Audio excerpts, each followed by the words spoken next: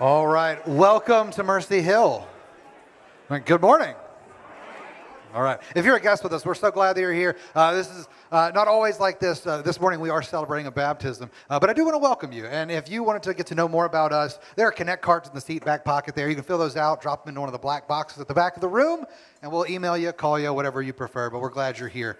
But this morning I get to read the testimony of Abram Smythe because he's getting baptized today, and we get to hear his testimony before we partake of the Lord's ordinance of baptism. So if I may, I'm going to read that, and then we will direct our attention to Pastor Mike and Abram.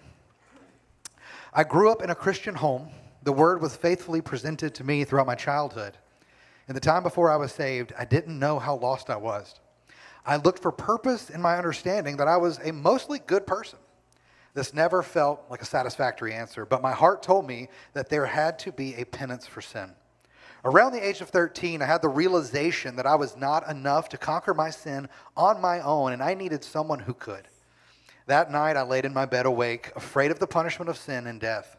In that moment, I felt a distinct presence come over me that made it fully clear the resolution to my sin. I heard the words 100 times, ask Jesus into your heart. Let him be the Lord of your life. And in that moment, I finally started to understand. Broken over my sin, I prayed for a Savior and felt calmness and joy that I had never imagined could be true. The words of Paul in Ephesians 2 rang through my mind as I remember that night. For by grace you have been saved through faith, and this is not your own doing. It is the gift of God, not a result of works, so that no one may boast. Since that day, I have seen the Lord's work in my life and how he has used me for his glory.